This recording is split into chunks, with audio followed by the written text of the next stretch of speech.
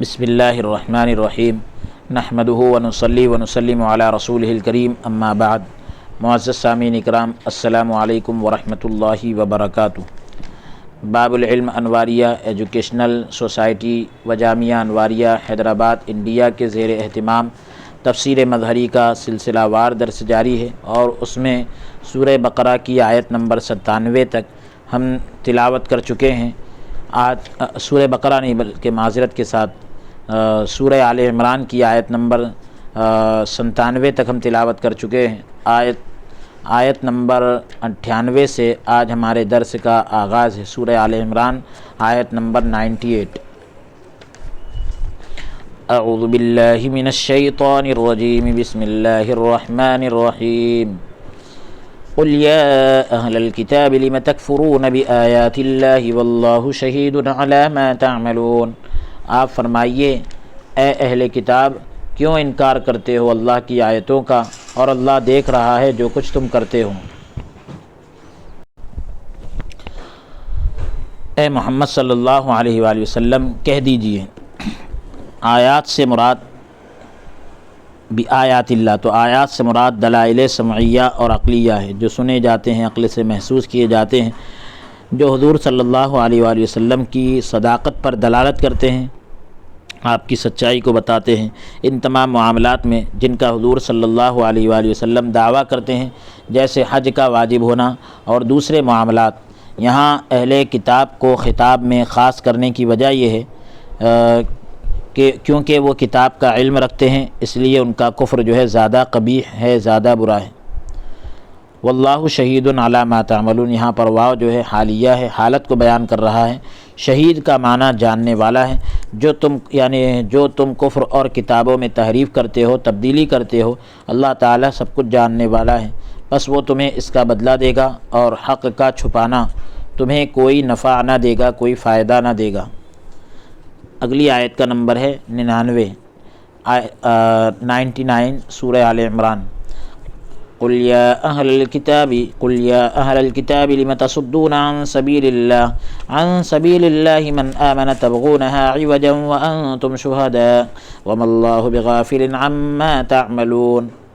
آپ فرمائیے، اے اہل کتاب، تم کیوں روکتے ہو اللہ کی راہ سے اسے جو ایمان لا چکا؟ تم چاہتے ہو کہ اس کو ٹیڑھا بنا دو،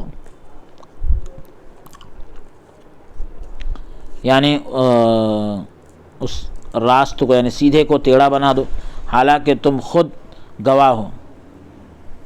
یعنی تم خود اس کی صحیح ہونے کے گواہ ہو، اور نہیں ہے اللہ تبارک و تعالیٰ بے خبر ان سے، یعنی ان کرتوتوں سے جو تم کرتے ہو۔ لم تصدون، تم کیوں روکتے ہو؟ عن سبیل اللہ، سبیل اللہ سے مراد اسلام ہے، یعنی اسلام سے، کیونکہ اسلام ہی اللہ تک پہنچانے والا راستہ ہے، یعنی جس نے ایمان کا ارادہ کیا۔ من آمنہ مطلب جو ایمان لایا کا مطلب جس نے ایمان لانے کا ارادہ کیا۔ من آمنہ محل نصب میں، حالت نصبی میں ہے، کیونکہ یہ تصدونہ کا مفعول بہ ہے۔ معنی یہ ہوگا کہ تم اسے ایمان لانے سے روکتے ہو جو ایمان لانے کا ارادہ کرتا ہے، انہیں جھڑکنے اور غور کی نفی کے لیے خطاب اور استفہام کو مکرر ذکر کیا، دوبارہ لایا ہے، ساتھ ہی ساتھ، یعنی اس کے ساتھ اس بات کا شعور دلایا گیا ہے، احساس دلایا گیا ہے کہ دونوں امروں میں سے، دونوں حکم میں سے ہر ایک فی نفس ہی قبیح ہے، بذات خود برا ہے، اور عذاب کو لانے میں مستقل ہے، علیحدہ ہے، مستقل طور پر ہیں۔ یہاں ہاں سے مراد من آمن تبغونہا، تو ہاں سے مراد سبیل ہے، یعنی راستہ، یعنی ٹیڑھا۔ یہ اصل میں عوجہ کا مطلب ٹیڑھا، یعنی ٹیڑھا یہ اصل میں مصدر ہے، اس میں مفعول کے معنی میں ہے، یا اس کا معنی یہ ہوگا کہ تم اس کے لیے ٹیڑھا پن تلاش کرتے ہو۔ تبغونہ والا جملہ تصدونہ کے فاعل سے حال بن رہا ہے۔ یہودی نبی کریم صلی اللہ علیہ وآلہ وسلم کی صفت میں تحریف کر کے، تبدیلی کر کے، اور یہ بتا کر کے حضرت موسیٰ علیہ السلام کی شریعت دائمی ہے، لوگوں پر حق کو مشتبہ کر دیتے تھے، خلط ملط کر دیتے تھے، اور ایسی باتیں کرتے ہیں جن کے ذریعے مومنوں میں شورش برپا کر دیں، یعنی مومنوں کے اندر ایک طرح سے بے چینی ڈال دے تاکہ ان کی وحدت، ان کا اتحاد پارا پارا ہو جائے، اختلاف ڈال دیں۔ اوس اور خزرج کے پاس آتے اور انہیں دور جاہلیت کی دشمنی یاد کراتے۔ تبغونہا عوجا وانتم شہداء، حالانکہ تم خود اس کے گواہ ہو،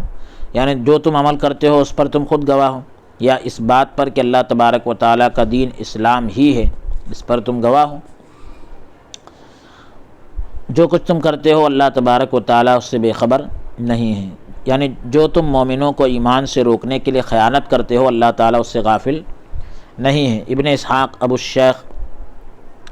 اور ابن جریر نے زید سے مرسل روایت ذکر کی ہے۔ اسے امام بغوی نے ذکر کیا ہے کہ شماس بن قیس یہودی اوس اور خزرج کی مجلس کے پاس سے گزرا جس میں یہ صحابہ بیٹھ کر باتیں کر رہے تھے۔ یہ بوڑھا کفر میں بہت آگے اور مسلمانوں پر سخت طعن و تشنیع کرنے والا تھا۔ جب اس نے صحابہ کی اسلام کی وجہ سے باہمی الفت یعنی آپسی محبت اور امن و سلامتی کو دیکھا تو سخت مشتعل ہوا، بہت بھڑکا، جبکہ دور جاہلیت میں ان کے درمیان باہم شدید عداوت تھی، یعنی آپس میں سخت دشمنی تھی، اور کہا کہ بنی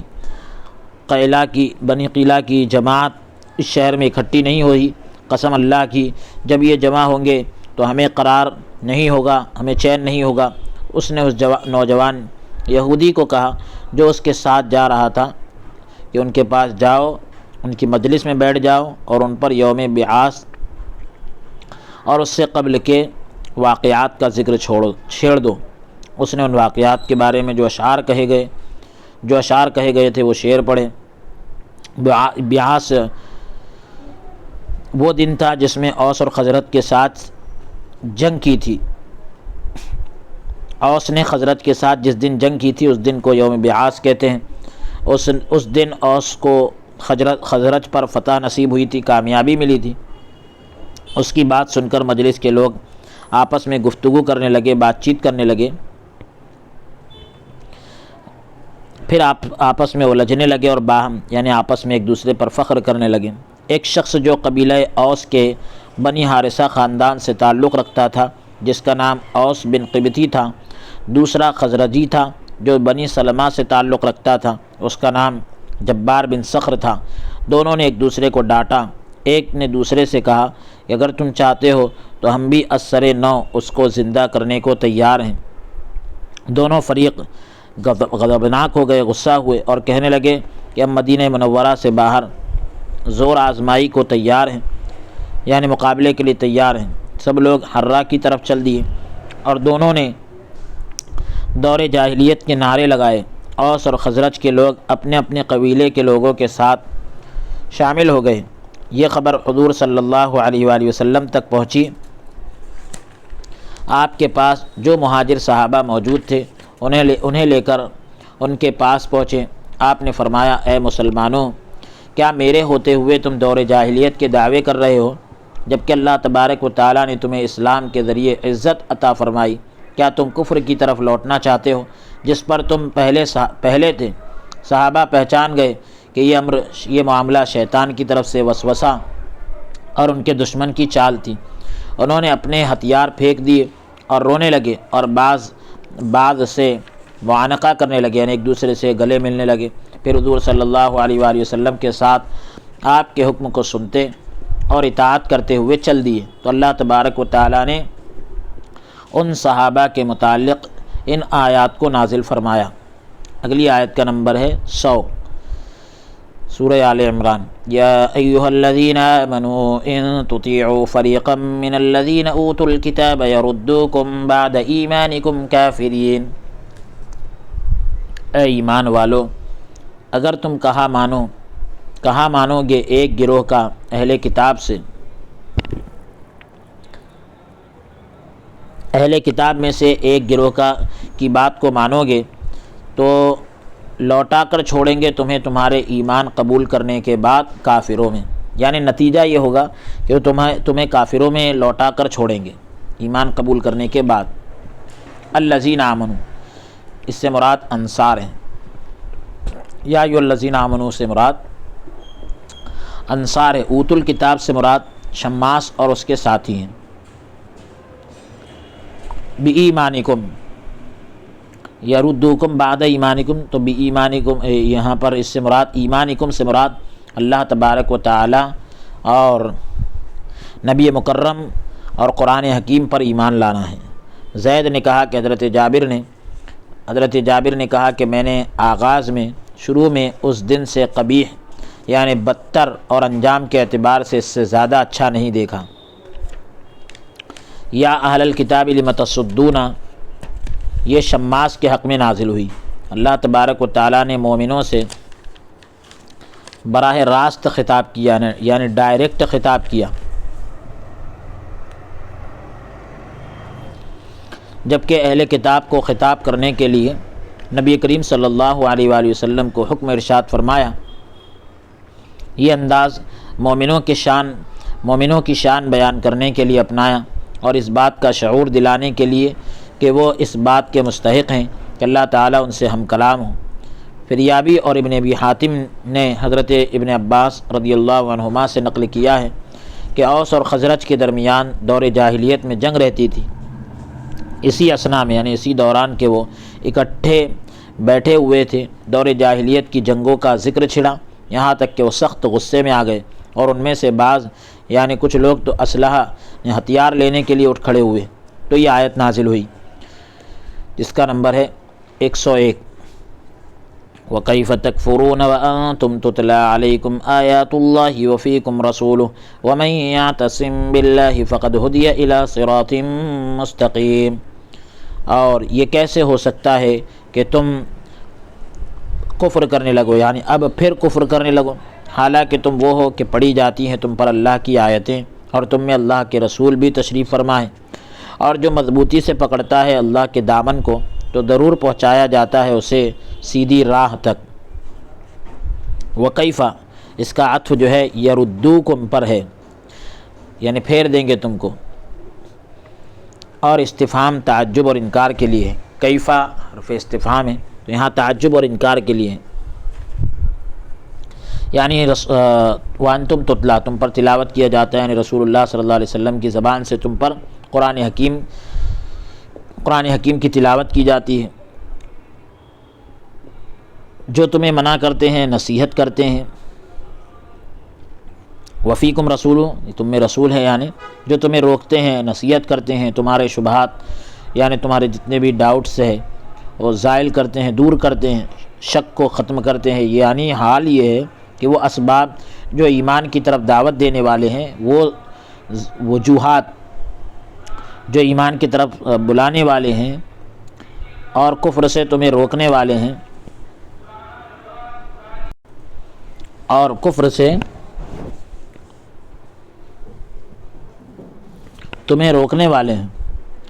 وہ تمہارے لیے جمع ہیں۔ یا قتادہ نے کہا کہ اس آیت میں دو واضح علم ہیں، ایک تو کتاب اللہ اور دوسرے نبی اللہ، اللہ کے نبی۔ جہاں تک نبی مکرم صلی اللہ علیہ وسلم کا تعلق ہے، آپ تو پردہ فرمائیں، اور کتاب اللہ تو اسے اللہ تبارک و تعالیٰ نے رحمت اور احسان فرماتے ہوئے احسان فرماتے ہوئے بظاہر ہمارے سامنے رکھا، باقی رکھا۔ میں یہ کہتا ہوں لیکن اللہ تبارک و تعالیٰ کے نبی نے ہمیں اپنے خلفاء کی طرف رہنمائی کر دی ہے، جو آپ کے بعد ہماری رہنمائی حق کی طرف کرتے رہیں گے۔ حضرت زید بن ارقم رضی اللہ عنہ سے مروی ہے۔ میں یہ کہتا ہوں یہ الفاظ جو حضرت قاضی ثناء اللہ پانی پتی رحمۃ اللہ علیہ کے ہیں، اور حضور صلی اللہ علیہ وسلم کے بھی حیات اور زندگی کے تعلق سے اہل سنت والجماعت کا اتفاق ہے۔ حضرت زید بن ارقم رضی اللہ عنہ سے مروی ہے کہ ایک روز رسول اللہ صلی اللہ علیہ وآلہ وسلم خطبہ دینے کے لیے کھڑے ہوئے، آپ نے اللہ تعالیٰ کی حمد بیان کی، تعریف بیان کی، اس کی ثنا کی، پھر ارشاد فرمایا کہ اے لوگو، بے شک میں انسان ہوں، میں ایک انسان ہوں، قریب ہے کہ اللہ تعالیٰ کا فرشتہ میرے لیے اللہ تبارک و تعالیٰ کا پیغام لے کر آئے، اللہ تبارک و تعالیٰ کا پیغام لے کر آئے، اور میں اس کی دعوت پر لبیک کہوں۔ میں تم میں دو بڑی قدر و منزلت والی چیزیں چھوڑ کر جا رہا ہوں۔ ان میں سے ایک کتاب اللہ ہے جس میں ہدایت اور نور ہے، قرآن کریم جس میں ہدایت اور نور ہے۔ ان میں سے ایک کتاب اللہ ہے جس میں ہدایت اور نور ہے، پس تم کتاب اللہ کو مضبوطی سے پکڑ لو اور اس کے ساتھ چمٹ جاؤ۔ حضور صلی اللہ علیہ وآلہ وسلم نے کتاب اللہ پر ہمیں ابھارا اور اس میں رغبت دلائی، پھر فرمایا دوسری چیز میرے اہل بیت ہیں، تمہیں اپنے اہل کے حقوق کی ادائیگی میں اللہ تعالیٰ کا واسطہ دیتا ہوں۔ ایک اور روایت میں ہے کہ کتاب اللہ یہ اللہ تعالیٰ کی رسی ہے، جس نے اس کی اتباع کی، پیروی کی تو وہ ہدایت پر ہوگا، جس نے اسے چھوڑ دیا وہ گمراہی پر ہوگا۔ اسے امام مسلم نے روایت کیا ہے۔ امام ترمذی نے روایت کیا ہے کہ میں چھوڑے جا رہا ہوں، اگر تم اسے پکڑے رہو گے تو میرے بعد گمراہ نہیں ہوگے۔ ان میں سے ایک دوسرے سے بڑھ کر ہے۔ اللہ تعالیٰ کی کتاب یہ آسمان سے زمین تک پھیلی ہوئی رسی ہے، میری اولاد میری اہل بیت ہے، یہ دونوں جدا نہ ہوں گی یہاں تک کہ حوض پر وارد ہوں گی، حوض پر آئیں گی، پس دیکھو تم میرے بعد ان میں کیا رویہ اپناتے ہو، کیا مطلب یہ کہ رویہ تمہارا ہوتا ہے۔ امام ترمذی نے حضرت جابر رضی اللہ عنہ سے روایت کیا ہے، میں نے رسول اللہ صلی اللہ علیہ وآلہ وسلم کو حج میں یوم عرفہ کو دیکھا، عرفہ کے دن دیکھا، یعنی 9 ذی الحجہ کو دیکھا، جب آپ اپنی اونٹنی قصوہ پر سوار ہو کر ارشاد فرما رہے تھے، آپ کی اونٹنی کا نام ہے قصوہ، خطبہ ارشاد فرما رہے تھے، آپ فرما رہے تھے اے لوگو میں تم میں اسے چھوڑے جا رہا ہوں، اگر تم نے اسے پکڑے رکھا تو تم گمراہ نہ ہوگے۔ اللہ کی کتاب اور میری اولاد جو میری اہل بیت ہیں، میری رائے یہ ہے کہ نبی کریم صلی اللہ علیہ وآلہ وسلم نے اہل بیت کی طرف اشارہ کیا، کیونکہ وہ ولایت میں قطب ارشاد ہیں۔ اہل بیت جو ہے ولایت میں قطب ارشاد ہیں۔ ان اقطاب میں سے سب سے بلند رتبہ حضرت علی شیر خدا رضی اللہ عنہ کا ہے، پھر آپ کی اولاد حضرت حسن عسکری اور آخری غوث الثقلین محی الدین عبد القادر جیلانی ہیں۔ اولین و آخرین میں سے، شروع اور آخر میں سے کوئی بھی ولایت کے درجے تک نہیں پہنچ سکتا مگر ان کے واسطے سے ہی مقام ولایت حاصل کر سکتا ہے۔ حضرت مجدد الفسانی رحمۃ اللہ علیہ نے یہی کہا ہے۔ پھر اولیاء امت اور علماء امت تمام اہل بیت کے متبع ہیں، پیروکار ہیں، اور حکم جو ہے وراثت کی بنا پر ان میں داخل رہے ہیں، کیونکہ حضور صلی اللہ علیہ وآلہ وسلم کا ارشاد ہے کہ علماء جو ہے وہ انبیاء کے وارث ہیں۔ عصمت کا ومن یعتصم، تو جو مضبوطی سے پکڑتا ہے اللہ کے دامن کو، تو عصمت کا لغوی معنی روکنا ہے، کسی شے کو روکنے والا، کسی چیز کو روکنے والا، اس کی حفاظت کرنے والا ہوتا ہے۔ تو اعتصام کا معنی کسی چیز کو پکڑ لینا تاکہ وہ ہلاک ہونے سے محفوظ رہے، بچا رہے۔ باللہ سے مراد اللہ کا دین، اللہ کو پکڑے مطلب اللہ کے دین کو، اللہ کے دین کو تھامے مضبوطی سے اور ہمہ وقت اس کی طرف متوجہ رہنا ہے۔ صراط مستقیم سے مراد واضح راستہ ہے، روشن راستہ ہے جس پر چلنے والا گمراہ نہیں ہوتا۔ امام بغوی رحمۃ اللہ علیہ نے کہا کہ مقاتل بن حیان سے روایت ہے کہ دور جاہلیت میں اوس اور خزرج کے درمیان دشمنی اور جنگ جاری رہتی تھی، یہاں تک کہ نبی کریم صلی اللہ علیہ وآلہ وسلم نے ہجرت کے بعد ان کے درمیان صلح کرا دی۔ اس کے بعد حضرت ثعلبہ بن غنم اوسی اور حضرت اسعد بن زرارہ خزرجی نے باہم یعنی آپس میں فخر و مباحات کیا، یعنی فخر کرنے لگے۔ اوس نے کہا کہ ہم میں حضرت خزیمہ ابن ثابت ہیں جن کی گواہی 2 شاہدوں یعنی 2 گواہوں کے برابر ہے۔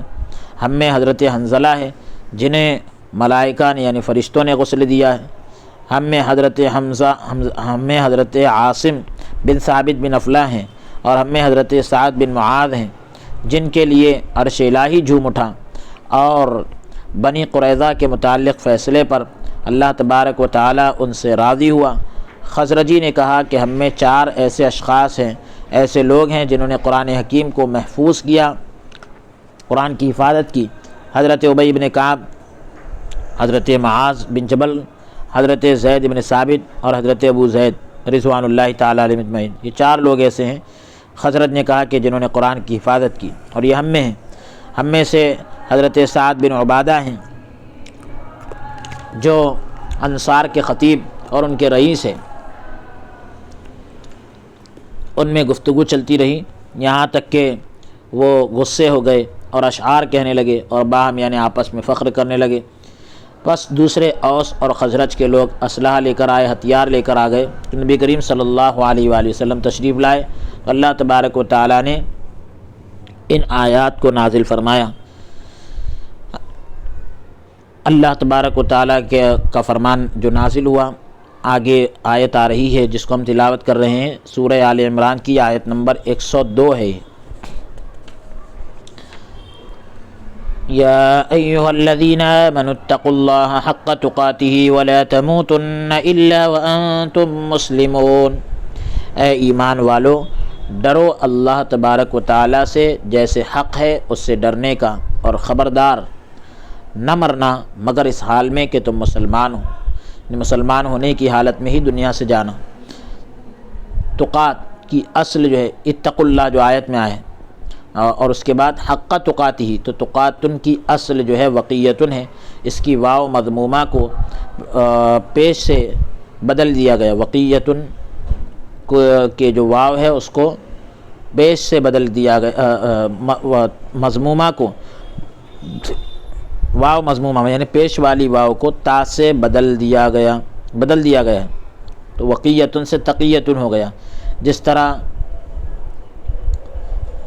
تود اور تخمتن میں واو کو تا سے بدلا گیا۔ پھر یا کی حرکت ہو، یہاں پر لفظ جو سمجھ میں آ رہا ہے بظاہر تو تخمتن یعنی اصل وخمتن، تو اس میں واو کو تا سے بدل دیے۔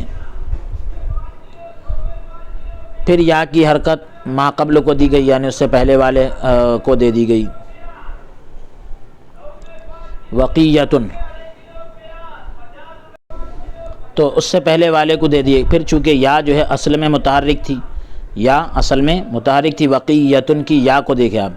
تو واو کو سے تو تا سے بدل دیے تو وہ تقیتن ہوا۔ اب یا اور اس کا ما قبل متحرک، تو یا کی حرکت ما قبل کو دے دیے،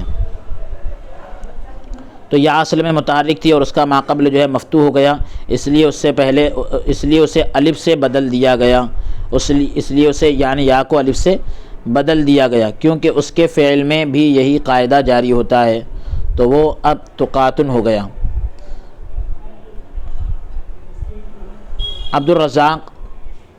فریابی، ابن جریر اور ابن ابی حاتم اور ابن مردوی نے اس آیت کی تفسیر، اور طبرانی نے معجم میں، حاکم نے مستدرک میں نقل کیا ہے اور اسے صحیح قرار دیا، اور ابو نعیم نے حلیہ میں حضرت ابن مسعود سے موقوفاً نقل کیا ہے۔ ابو نعیم نے بھی یہ بھی کہا ہے کہ آپ سے مرفوع روایت بھی ہے، اس کا معنی یہ ہے کہ اس کی اطاعت کی جائے، یعنی فرمانبرداری کی جائے، نافرمانی نہ کی جائے، اس کا شکر بجا لایا جائے، اس کا شکر کیا جائے، ناشکری نہ کی جائے، اس کو یاد کیا جائے، اس کو بھلایا نہ جائے۔ یہ پوری تفصیلات آپ کو الدر المنصور جلد نمبر 2 صفحہ نمبر 105 پر مل جائے گی۔ امام بغوی رحمۃ اللہ علیہ نے کہا کہ حضرت ابن مسعود اور حضرت ابن عباس رضی اللہ عنہما نے کہا کہ اس کا معنی یہ ہے کہ اس کی اطاعت کی جائے، فرمانبرداری کی جائے، اس کی نافرمانی نہ کی جائے۔ یہ قول مذکورہ قول کا اجمال ہے، یعنی اس سے پہلے جو قول ذکر ہوا اس کی تفصیل ہے، اس کا اجمال ہے۔ میں کہتا ہوں کہ ان کا قول اسے یاد کیا جائے، اس کو نہ بلایا جائے۔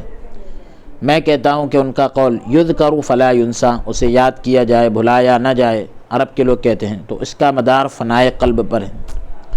دل کے اوپر اس کا معاملہ ہوتا ہے، اور ان کا قول کہ اس کی اطاعت کی جائے، نافرمانی نہ کی جائے، اس کا شکر بجا لایا جائے، اس کا انکار نہ کیا جائے، تو اس کا مدار فنائے نفس پر ہے، یعنی ایک میں قلب فنا ہوتا ہے، ایک میں نفس فنا ہوتا ہے، اور اس کا ایمان حقیقی ہے۔ اس آیت کا مقتضا یہ ہے، تقاضا یہ ہے کہ ولایت کے کمالات کو حاصل کرنا واجب ہے۔ اسی طرح اس کا سبب نزول بھی، نازل ہونے کا جو سبب ہے وہ بھی اس بات کا تقاضا کرتا ہے،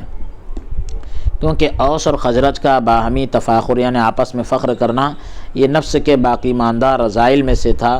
نفس کی باقی بچی کچی گندگیوں میں سے ایک تھا۔ انہیں جو ہے نفس کو مہذب بنانے، تہذیب والا بنانے اور اسے رذائل یعنی گندگیوں سے پاک کرنے دل اور نفس کو مکارم اخلاق یعنی اچھے اخلاق اور اللہ تبارک و تعالیٰ کی خشیت اور ذکر کے دوام کے ساتھ یعنی ہمیشگی کے ساتھ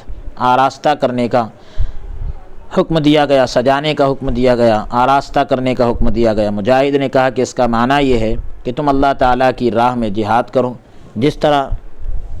جہاد کرنے کا حق ہے۔ کسی ملامت کرنے والے کی ملامت اللہ تبارک و تعالیٰ کی راہ میں تمہیں اپنی گرفت میں نہ لے لے، پکڑ میں نہ لے لے۔ اللہ تبارک و تعالیٰ کی رضا کی خاطر، اس کی خوشنودی کی خاطر انصاف قائم کرو، اگرچہ تمہیں اپنے آبا یعنی باپ اور اپنے بیٹوں کے خلاف ہی جہاد کرنا پڑے۔ حضرت انس رضی اللہ عنہ سے مروی ہے، روایت ہے کہ کوئی بندہ بھی اللہ تعالیٰ سے کما حقہ یعنی جیسا کہ حق ہے تقوی اختیار نہیں کرتا جب تک وہ اپنی زبان کو قابو میں نہ رکھے۔ میں کہتا ہوں کہ مجاہد اور حضرت انس رضی اللہ عنہ کا قول ولایت کے کمالات تک پہنچانے کے راستے کا بیان ہے، کیونکہ ریاضتیں اور مجاہدات کم خوری اور کم خوابی کی صورت میں ممکن ہے، کم کھانے اور کم سونے کی صورت میں ممکن ہے، جبکہ ذکر پر دوام اختیار کیا جائے یعنی ہمیشگی اختیار کی جائے، زبان کو فضول یعنی بیکار کلام سے، بیکار باتوں سے الگ تھلگ رکھا جائے، گوشہ نشینی یعنی تنہائی اور عوام کے ساتھ میل جول اور اللہ تعالیٰ کے حقوق کی ادائیگی کی خاطر، اللہ کے حقوق ادا کرنے کی وجہ سے، اللہ کے حقوق ادا کرنے کے لیے لوگوں سے عدم دلچسپی ہی وہ راستہ ہے، یعنی لوگوں سے بہت زیادہ دلچسپی نہ رکھی جائے، یہی وہ راستہ ہے جو ان کمالات تک پہنچاتا ہے۔ امام بغوی نے کہا کہ اہل تفسیر نے کہا کہ جب یہ آیت کریمہ نازل ہوئی تو صحابہ کرام پر بڑی شاق گزری، بڑی دشواری ہوئی۔ صحابہ نے عرض کیا یا رسول اللہ صلی اللہ علیہ وسلم، ایسا کون ہے جو یہ حق ادا کرنے کی طاقت رکھے؟ تو اللہ تبارک و تعالیٰ نے پھر اس آیت کو نازل فرمایا، فاتقوا اللہ ما استطعتم، اللہ سے ڈرو جتنی تمہاری طاقت ہے۔ جیسا ڈرنے کا حق ہے تو ویسا تو ہمارے لیے یعنی صحابہ کرام پر یہ بڑا شاق گزرا معاملہ ہے، تو اللہ تعالیٰ نے پھر آیت نازل فرمائی کہ اب جتنی طاقت ہے اتنا ڈرو، تو یہ آیت منسوخ کر دی گئی، یعنی اس کا حکم جو ہے نہیں رہا۔ بہرحال خواص تو ابھی بھی اس پر عمل کرنے کی کوشش کرتے ہیں، حتی المقدور، اور عوام کو بھی چاہیے کہ اس پر عمل کریں۔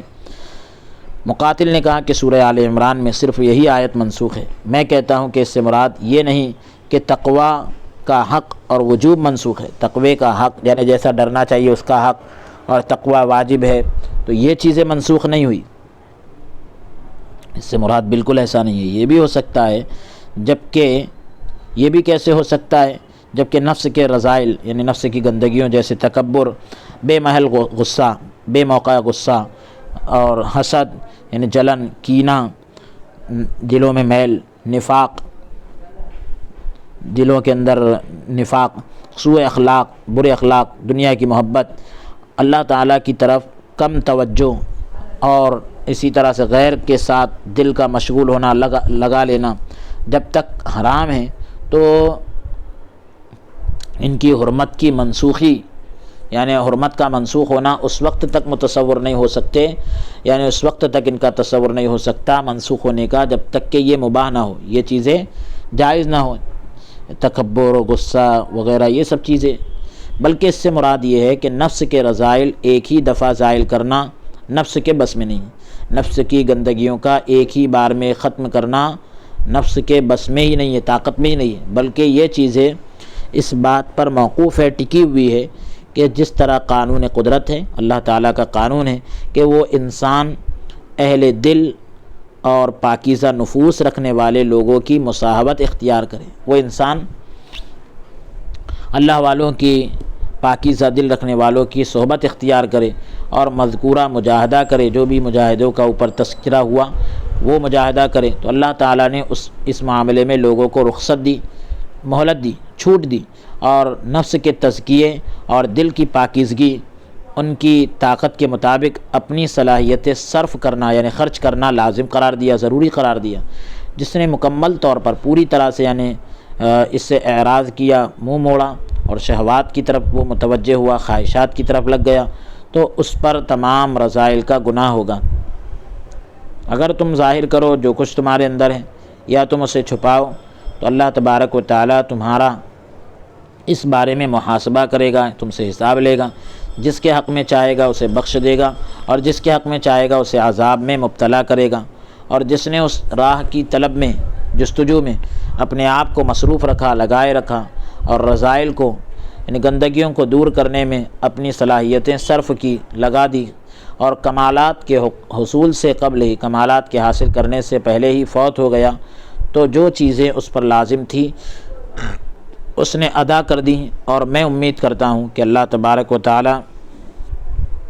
اسے بخش دے گا جو اس کے بس میں نہ تھا۔ واللہ عالم، اللہ رب العالمین خوب جاننے والا ہے۔ اسلام کی حقیقی مطلب یہ کہ تم نہ مرنا مگر اس حال میں کہ تم مسلمان ہو، تو اسلام حقیقی کی صورت میں اس طرح کہ یعنی حقیقی اسلام کے حالت میں اس طرح کہ تم اس کے اوامر و نواہی یعنی جن باتوں کا اس نے حکم دیا، جن کاموں سے روکا، اس میں اس کی اطاعت کرنے والے ہوں، اس کی فرما برداری کرنے والے ہوں، یعنی حکم کو پورا کرنا اور جن باتوں سے روکا ہے اس سے رک جانا، اس کے مخلص یعنی اخلاص والے، اور اپنے تمام امور میں تمام معاملات اس کے سپرد کرنے والے، اس کے حوالے کرنے والے، اس کے فیصلوں پر راضی۔ یعنی تم اسلام کے علاوہ کسی حالت پر نہ ہونا، یہاں تک کہ تمہیں موت آئے، ایسا فعل جسے کسی حال اور صفت یا ان کے علاوہ کسی چیز کے ساتھ مقید کیا گیا ہو، قید کیا گیا ہو، اس فعل سے نہیں، یعنی ممانعت بعض اوقات اس ذات کی طرف متوجہ ہوتی ہے، جس طرح یہ قول تو اللہ تبارک و تعالیٰ کی زمین میں جس طرح یہ اللہ تعالیٰ کا فرمان ہے کہ تو اللہ تعالیٰ کی زمین میں بدکاری نہ کر، اللہ تبارک و تعالیٰ کی زمین میں بدکاری نہ کر، تو یہاں نہیں جو ہے فعل سے ذات کی طرف ہے، بعض اوقات نہیں قید کی طرف متوجہ ہوتی ہے، جیسے اس آیت کریمہ میں یہاں پر لا تموتن الا وانتم مسلمون، اور کبھی نہیں، یعنی جو ممانعت ہے ذات اور فعل دونوں کی طرف ہوتی ہے، کسی ایک کی طرف نہیں ہوتی، جیسے مچھلی نہ کھاؤ اور دودھ نہ پیو،